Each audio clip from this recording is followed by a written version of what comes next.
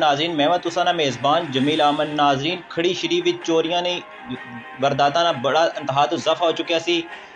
चोर जिहड़े ने काफ़ी मुतरक सन। इन्हां जगह जगह चोरियां दा सिलसिला शुरू कर दिता। कदे रात दी तारीकी विच मोटरां लाने सन, कदे ट्रांसफार्मर चोरी होने सन, कदे मुख्तलिफ होर चोरियां करने सन।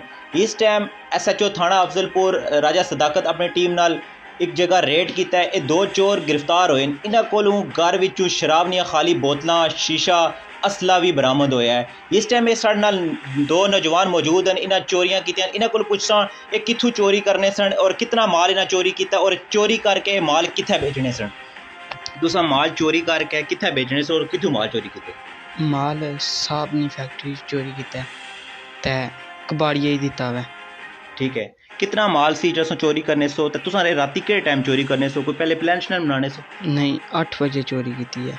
ठीक है, मतलब तुसां क्या क्या उस चोरी विच तुसां क्या क्या चोरी किया? मोटरां लाइयां, बाकी ये वो चीज़ां थोड़ी ज़्यादा है जिस तरह हुई हैं लाइयां। तुसां सामने ही है जो कुछ।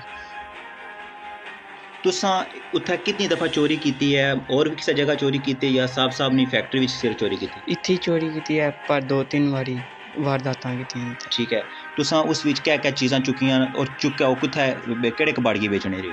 कबाड़िया पुल मंडे को रहना मैं उसकी दितियां ते। उसना क्या नाम सी?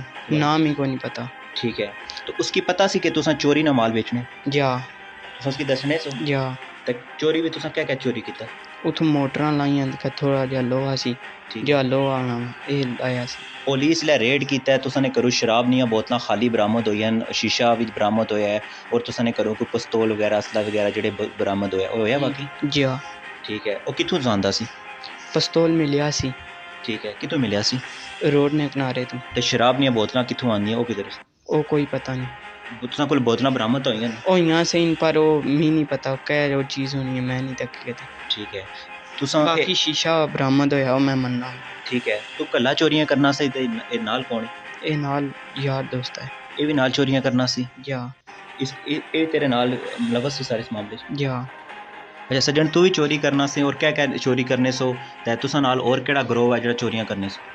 असां हाली कल्ले चोरियां करने से ते असां चोरी करके माल बेच छोड़ने से ते शामी 8 बजे तो बाद शुरू करने से तकरीबन 10 बजे थोड़ी बेच के तो घर टुर जाने से। तुसां कितना माल तकरीबन चोरी करके बेचे? लखां दे स्हाबै ने। लखां हिसाब दा माल चोरी कीते और जिसकी तुसां देने से उसकी पता सी कबाड़ी कि तुसां चोरी ना माल है? जी, घट रेट है ते कितने घट रेट सी? मतलब 120 आजकल चलन लग्या था वो असां कोल 20-30 रुपये घट लैने से। ठीक है, लेकिन उसकी पता सी सारा मामला। जी तुसां ट्रांसफार्मर भी चोरी कीता? ट्रांसफार्मर कोयलां वगैरह? जी। तो और क्या चोरी कीते? और उत्थों मोटरां ते दीगर मशीनां दियां चीज़ां। ठीक है, ये कितने अरसे तुसां लगे सो चोरी करन? ते 2 महीने तो। अच्छा 2 महीने तुसां चोरी तकरीबन कितनी दफ़ा तुसां चोरी कीती है? असें तकरीबन 5-6 बारी चोरी कीती है। और भी किसी जगह तो चोरी कीती या हाली उत्थों ही करने सो? हाली उत्थों ही करने सा।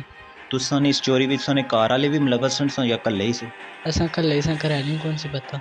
ठीक है नाजरीन, ये चोर साढ़े नाल मौजूद सन। इन्हें आख्या कि असां मुस्लिम लखां ने हिसाब ते चोरियां कीतियां, मोटरां चोरी कीतियां, ट्रांसफार्मर नी कोयलां चोरी कीतियां और बेशुमार इन्हां कोल शराब नी खाली बोतलां, शीशा, इन्हां कोल असला पिस्तौल वगैरह भी इन्हां ने कार पुलिस ने रेड किया, इन्हां कोल बरामद होया। ये आखने कि असां कबाड़िए की देने सा, कबाड़िया भी साढ़े नाल मुलव्वस सी, कबाड़िया असां कोल घट रेट ते लैना सी।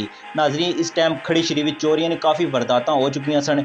SHO राजा सदाकत साहब अपनी टीम नाल जेड़ा रेड किया, कामयाब रेड किया। इस टाइम असां कोल ये मुलजम नाल सन। असां इन्हां कोल जाने इन्हें यही आख्या कि असां जेड़ा चोरी करके माल 8 तो 10 के दरमियान चोरी करने सा, फिर माल बेच के कार जाने सा। नाजरीन फ़िलहाल अपने मेज़बान जमील अहमद की दियो इजाज़त। अल्लाह निगहबान।